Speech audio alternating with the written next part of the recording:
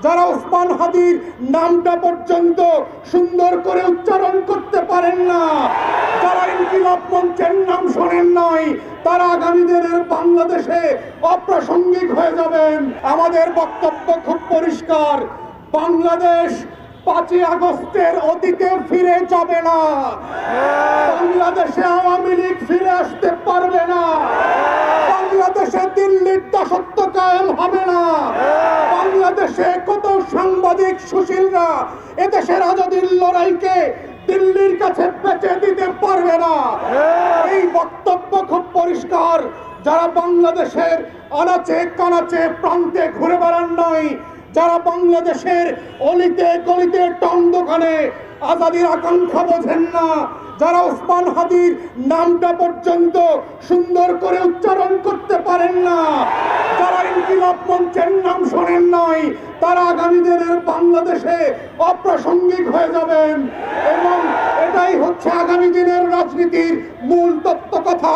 এটাই হচ্ছে আজাদীর বাংলাদেশ, এটাই হচ্ছে বাংলাদেশ 2। এবং সেই বাংলাদেশ 2 লড়াইতে একটা দুইটা বুলেট না, লক্ষ বুলেট দিয়েও এই আজাদীর লড়াই বন্ধ করা যাবে না।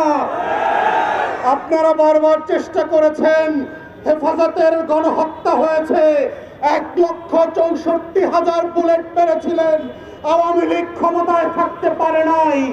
বিরোধী দলের 15,000 নেতা কর্মীকে গুম খুন করেছেন, আওয়ামী লীগ ক্ষমতায় থাকতে পারে নাই। পিলখানায় গণহত্যা করেছেন, আমার 57 জন সেনা কর্মকর্তাকে শহীদ করেছেন, দিল্লির আধিপত্য টিকে থাকে নাই। নির্বাচন ব্যবস্থা ধ্বংস করে দিয়েছেন 16 বছর ধরে। গোলাম গণমাধ্যম দিয়ে বাংলাদেশের আজাদীর বিপক্ষে প্রত্যেক দিন তথ্য সন্ত্রাস করেছেন, আওয়ামী লীগ ক্ষমতায় থাকতে পারে নাই। পরিষ্কার বক্তব্য, বাংলাদেশের মাটির রং বোঝেন নাই, আজাদীর রং চেনেন নাই। ওটা আওয়ামী লীগের পতাকার রং না, ওটা লাল সবুজের রং। ওটার জন্য লক্ষ লক্ষ মানুষ জীবন দেওয়ার জন্য যেমন প্রস্তুত আছে, আগামী দিনেও থাকবে। অতএব শত্রুরা সাবধান, লক্ষ বুলেট প্রস্তুত রাখতে পারেন।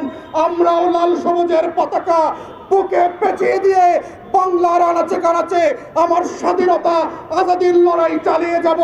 শরীফ ওসমানদেরকে নতুন করে পাড়ায় মহল্লায় আবার পরিচিত করানো হবে এবং সেভাবেই প্রজন্ম থেকে প্রজন্ম ইনকিলাব জিন্দাবাদ হয়ে থাকবে।